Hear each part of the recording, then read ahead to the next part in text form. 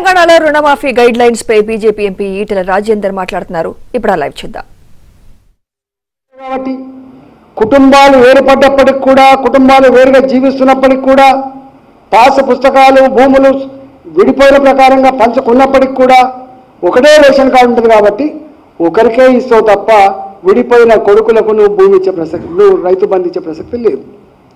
అంటే పొమ్మనక పొగబెట్టినట్టు తప్ప, ఎగబెట్టుడు తప్ప ఇంకోటి లేదు. దీని మీద తెలంగాణ రైతాంగం, ఏ 69 లక్షల మంది తెలంగాణ రైతులు వాళ్ళ రుణమాఫీ జరుగుతుంది, మా అప్పుల ఊపి నుంచి బయటపడతాం, మేము ఎగబెట్టిన రైతులు ఎక్కడున్నారా అంటే తెలంగాణ ఉన్నటువంటి అవమానం పోతుందని చెప్పి ఏదైతే ఎదురు చూసిందో వాళ్లకు నిరాశ తప్ప ఇంకోటి లేదు. ఇవాళ ఈ రేషన్ కార్డు పెట్టామంటేనే ఇది ఒక అవమానం. రెండవది, ప్రభుత్వ ఉద్యోగి రేషన్ కార్డు ఉండదు, రిటైర్డ్ ఉద్యోగుల రేషన్ కార్డు ఉండదు, ఆర్టీసీ కార్డు రేషన్ కార్డు ఉండదు, చివరికి అవుట్ సోర్సింగ్లో పనిచేసే 12,000 13,000 ఉద్యోగుల రేషన్ కార్డు ఉండదు, సింగరేణి కార్మికుల రేషన్ కార్డు ఉండదు, రాజు రేషన్ కార్డు. అంటే వీళ్ళందరూ కూడా ఊర్లల్లో 2 ఎకరాలు 3 ఎకరాలు భూమి కలిగి ఉండి వ్యవసాయ ఆ మట్టిని నమ్ముకొని ఊరిని వదిలిపెట్టలేక, ఆ వ్యవసాయ దండాన్ని విడిచిపెట్టలేక వ్యవసాయం చేస్తున్నావు. వాళ్ళందరికీ నువ్వు ఎగనామం పెట్టినట్టు లెక్క, అంటే నువ్వు ఇవ్వనట్లు లెక్క. నువ్వు రైతు రుణమాఫీ చేయవు. ఇవాళ అనుకున్నారు, ఎవరైతే ఇన్కమ్ ట్యాక్స్ పే చేస్తున్నారో వాళ్ళకు కూడా నువ్వు ఇవ్వమని అంటున్నావు. ఇన్కమ్ ట్యాక్స్ ఇవాళ పెద్ద పెద్ద కంపెనీలు మాత్రమే ఇన్కమ్ ట్యాక్స్ పే చేస్తలేవు. ఇవాళ ఇన్కమ్ ట్యాక్స్ పే చేస్తున్న ప్రభుత్వ ఉద్యోగులు, సింగరేణి కార్మికులు, రిటైర్డ్ ఉద్యోగులు, అన్నిటికంటే మిక్కిలి రైతులు కూడా అక్కడక్కడ ఇల్లు కట్టుకోవాలన్నా, కారు కొనుక్కోవాలన్నా, కొడుకును అమెరికా పంపించాలన్నా కూడా క్రిసిల్ రేట్ల మీద మాట్లాడుతున్నారు. క్రిసిల్ రేట్స్ అని మాట్లాడుతున్నారు. అంటే బ్యాంకులలో మాకు అకౌంట్లు ఉండాలి, మాకు ఇన్కమ్ ట్యాక్స్ పే చేసినట్టు కూడా ఉండాలని చెప్పి వాళ్ళు కూడా ఈ మధ్య కాలంలో ఇన్కమ్ ట్యాక్స్ పే చేస్తున్నారు. 5,000 పే చేస్తారా, 10,000 పే చేస్తారా అంటే ఇన్కమ్ ట్యాక్స్ పే చేస్తున్నారనే పేట నిజమైన భూమిని నమ్ముకున్న రైతులందరికీ కూడా నువ్వు ఎగనామం పెట్టే ప్రయత్నం చేస్తున్నావు. దీంట్లో నేను అడుగుతున్నా రేవంత్ రెడ్డి గారిని, సరే నీ మాట చాలా స్పష్టంగా అర్థమైపోయింది. మోసం చేసేవాళ్ళని నమ్ముతారు కాబట్టి మోసం చేస్తున్నా నిన్ను నమ్ముతారు, తాత్కాలిక నమ్ముతారు.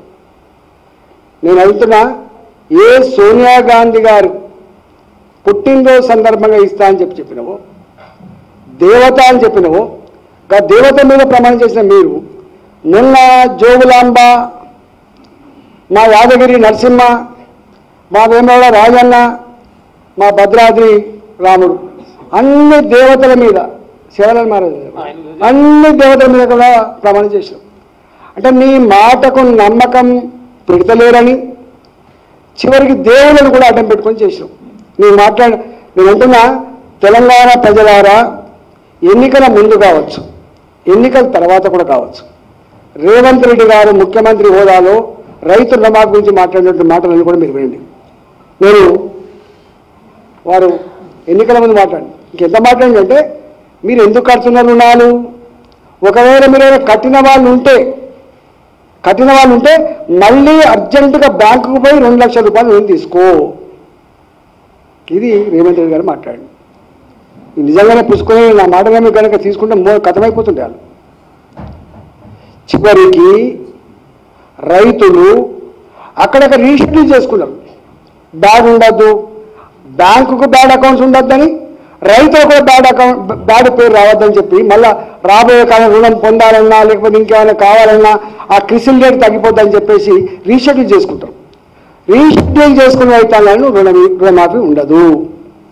ఇన్ని నిబంధనలకి ఒక్కదానికి రేషన్ కార్డు కానీ సగం పోయింది, ఇన్కమ్ ట్యాక్స్ కానీ ఇంకో 20% పోయింది. ఇప్పుడు రైతులు కూడా అప్పుడప్పుడు వాళ్ళ పిల్లలు ఫారెన్ పోవాలన్నా, వాళ్ళ పిల్లలు ఎక్కడైనా ఇండస్ట్రీ పెట్టుకోవాలన్నా, సొంత కాళ్ళ మీద ఏదైనా పెట్టుకోవాలంటే, రుణానికి పోవాలంటే పాత రుణం కట్టకుండా కొత్త రుణం ఇవ్వము. అట్లా కూడా కట్టింది వాళ్ళు. అంటే రైతులు వాళ్ళ అవసరాల కోసం కట్టిన రుణాలంటే కూడా నువ్వు పైసలు ఇవ్వవు, రీషెడ్యూల్ చేసుకున్నా కూడా పైసలు ఇవ్వవు.